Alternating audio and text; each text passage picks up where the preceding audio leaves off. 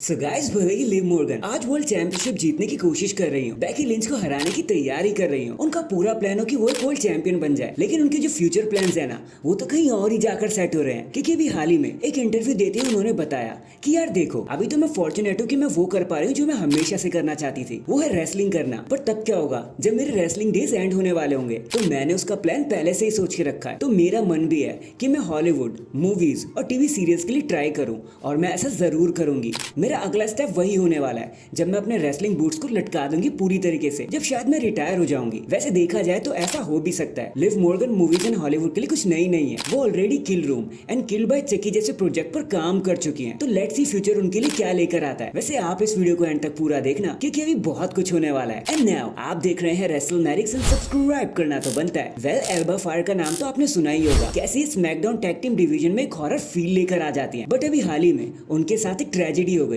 एक पोस्ट किया था उन्होंने, जहां उन्होंने रिवील किया कि उनकी मॉम की ट्रेजिक डेथ हो चुकी है। उन्होंने पोस्ट करते हुए बताया, अब आपके बिना मेरी लाइफ पहली जैसी नहीं रहेगी। तो all the best Alba Fyre, भगवान आपको ये दर्द झेलने की बहुत शक्ति दे। Hashtag all the best. अभी अपना ख्याल रखना। नेक्स्ट हम जानते हैं कि कैसे डब्ल्यूडब्ल्यूई इंटरनेशनल शोज करने पर ज्यादा ध्यान दे रही है। उनका मन है कि वो हर जगह चले जाएं, फिर चाहे ऑस्ट्रेलिया हो, लंदन हो या कहीं और ही क्यों ना हो। तो इसको और आगे बढ़ाने के लिए डब्ल्यूडब्ल्यूई ने भी हाल ही में कंफर्म कर दिया है कि वो जुलाई के अराउंड जापान जाने वाले हैं और एक 3 घंटे का प्रीमियम लाइव इवेंट वहां पर करेंगे। और शो के लिए पहले से ही Bobby Lashley, Drew McIntyre, Iyo Sky, Kabuki Warriors, Shinsuke Nakamura and of course Cody Rhodes को वहां के लिए बुक किया जा चुका है कि इन लोगों को तो वहां पर आना ही है। वैसे बात की जाए कोडी रोड्स की, तो उनके लिए तो ये होमकमिंग जैसा हो जाएगा, क्योंकि एनजेपीडब्ल्यू से उनका रिश्ता बहुत ही पुराना है। इतना पुराना कि तब वो एईडब्ल्यू में भी नहीं आए थे। बाकी हाँ, गेब किड जो अब बुलेट क्लब के मेंबर हो चुके हैं, उन्होंने तो कहा है कि कोडी आप तो पूरी तरीके से बैन हो भाई, आप इस टेरिटरी में आ मत जाना। ऑब्वियसली ऐसा उन्होंने इसलिए कह दिया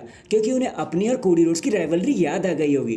बाकी लेट्स सी जापान का टूर अब डब्ल्यूडब्ल्यूई के लिए कैसा रहने वाला है। और हमने तो देखा ही है कैसे अमेरिका के बाहर डब्ल्यूडब्ल्यूई को भर भर के प्यार मिलता है, तो शायद यहाँ भी कुछ ऐसा ही होगा। इसके बाद देखो कल मंडे नाइट रॉ पर भर भर के हमें बैक स्टेज मूवमेंट देखने को मिले, जिनमें से कुछ मूवमेंट्स के बारे में बात करना आज जरूरी हो जाता है। जहाँ सबसे पहले हमें जैकी एंड चैट गेबल का एक इंटरव्यू देखने को मिलता है, जहां पर हमें एक जोरदार आवाज सुनाई दी थी पीछे स्क्रीन के टूटने की। और फिर कैमरा वहां पर जाता है तो हमें पता चलता है कि किसी ने एलडब्ल्यूओ मेंबर क्रूज पर अटैक कर दिया है, जिसके बाद सारे पैनिक मोड में आ जाते हैं। रे मिस्टीरियो गुस्से में एडम से पूछ रहे होते कि भाई तुम्हारे होते ये सब क्या हो रहा है। तो एडम कहते हैं चिल मारो, कुछ भी नहीं होगा, सब ठीक हो जाएगा, मैं पता लगाने की कोशिश करता हूँ। फिर हमें जजमेंट डे देखने को मिलते हैं और वहाँ पे कार्लिटो भी होते हैं और डेमन प्रीस्ट उनसे कहते हैं कि मैंने देखा और सुना कि तुमने क्रूज के साथ क्या किया, बट अब तुम्हें एलडब्ल्यू कुत्ते की तरह ढूंढ रहे हैं, अब बच के रहना। कार्लिटो कहते हैं कि अब जब तक मामला शांत नहीं होगा मैं छुप कर ही रहूंगा, लेकिन क्या तुमने निक्स गेम को देखा है। तो डेमन प्रीस्ट कहते हैं भाई क्या अजीब बंदे हो तुम, और सब वहां से चले जाते हैं। एंड कार्लिटो कहते हैं दैट्स नॉट कूल। कुछ टाइम बाद हमें सैमी ज़ेन देखने को मिलते हैं जो ओटिस के पास आते हैं,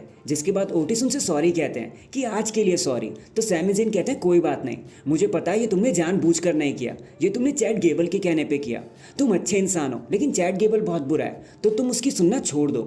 मैं सिचुएशन में पहले ही रह चुका हूँ, तो सोच समझ के बोल रहा हूँ, तो प्लीज़ अपने करियर के बारे में सोचो। जिसके बाद सारी ऑडियंस ओटिस का नाम चैंट करने लगती है, उनको प्रोत्साहन करने लगती है। एंड फाइनली हमें ड्रू मैकिंटायर देखने को मिलते हैं और वो कहते हैं कि यार मैं यहाँ पे क्या कर रहा हूँ, मुझे बुक क्यों नहीं किया गया आज, सबको मैकिंटायर चाहिए, तो चलो उनको मैकिंटायर देते हैं। And let's talk about a paper champion Damien priest. मुझे मेरा रीमैच मिल जाएगा और उसके बाद डेमियन प्रीस्ट का भी वही हाल होगा जो सेथ रॉलिंस का है, वो घर पे जाके बैठ जाएगा। एंड ये मूवमेंट यहीं पर एंड हो जाता है। So that is it guys, अभी के लिए तो बस इतना ही। आप मुझे बताना डब्ल्यूडब्ल्यूई जापान में जाकर कितनी तबाही मचा देगी, कमेंट करके जरूर बताना। एंड चैनल पर नया है तो चैनल को जल्दी से लाइक एंड सब्सक्राइब कर दो। बाकी मैं मिलता हूँ आपसे किसी और अपडेट के साथ, तब तक के लिए अपना ख्याल रखें और खुश रहें।